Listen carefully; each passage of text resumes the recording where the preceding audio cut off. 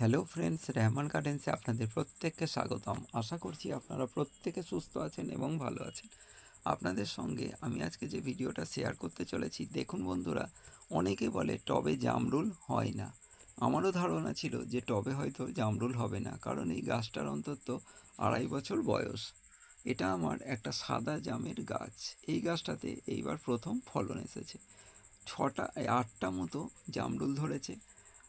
এই জামরুলগুলো দেখুন যথেষ্ট বড় সাইজ হয়েছে, এক জায়গায় অনেক কটা ধরেছে, আর বিভিন্ন স্টেজে ফলগুলো এসেছে। আপনারা জানেন জামরুল বেশ কয়েক স্টেজে ফুল আসে, একবার বড় হয়ে যাওয়ার পরে দেখবেন আপনারা ফুল আসে। সেই জন্য 2-3 স্টেজে আমার এই গাছটার ফল রয়েছে। কিন্তু ফল যে খুব বেশি হয়েছে তা কিন্তু নয়, কারণ এই বছরে আপনারা জানেন গরম খুব বেশি ছিল।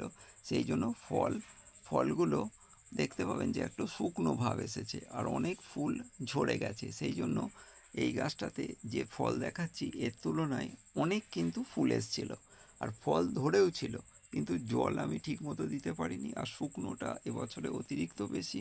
সেই জন্য এই গাছটাতে ফলন খুব বেশি হয়নি। তবে এই 8টা জামরুল দেখে আমার কিন্তু মন ভরে গেছে, কারণ আমি তো অত বেশি পরিচর্যা করি না, সামান্য পরিচর্যাতেই কিন্তু এই 8টা জামরুল রয়েছে।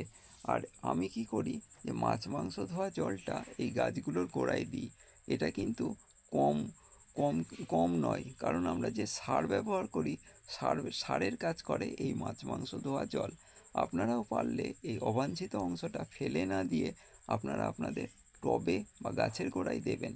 তবে একেবারে সরাসরি দেবেন না, কারণ ওতে পর্যাপ্ত পরিমাণ বা ডবল বা দ্বিগুণ পরিমাণ জল মিশিয়ে তবে দেবেন, কারণ তাতে আপনার অনেকগুলো গাছেরও হবে আর গাছের ক্ষতি হওয়ারও সম্ভাবনা থাকবে না। কারণ যদি সরাসরি আপনি দিয়ে দেন, গাছ সেটা পুরোপুরি নাও নিতে পারে, এক্ষেত্রে কিন্তু গাছ মারাও যেতে পারে। সেই জন্য আপনারা দ্বিগুণ পরিমাণ জল মিশিয়ে তবেই দেবেন। আর একটা দিক আপনাদের খেয়াল করতে বলবো, যে আপনারা ভাতের ফ্যান, আমরা সাধারণত ভাতের ফ্যানটাকে ফেলে দিই, সেটাকে না ফেলে পরের দিন সকালবেলা দ্বিগুণ পরিমাণ জল মিশিয়ে আপনারা যদি গাছের গোড়াতে দেন, তাহলেও কিন্তু খুব উপকার হবে গাছের। এক্ষেত্রে আপনার কেনা সার দেওয়ার থেকে এটা কিন্তু কম উপকারী নয়।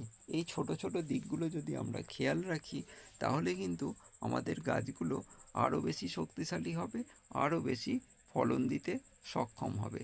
ভিডিওটা যদি আপনাদের ভালো লেগে থাকে, তাহলে অবশ্যই সাবস্ক্রাইব করবেন।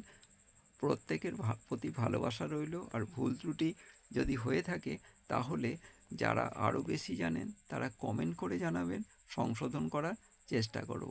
প্রত্যেকে ভালো থাকবেন, সুস্থ থাকবেন। আজকের ভিডিও এইটুকুই। নমস্কার।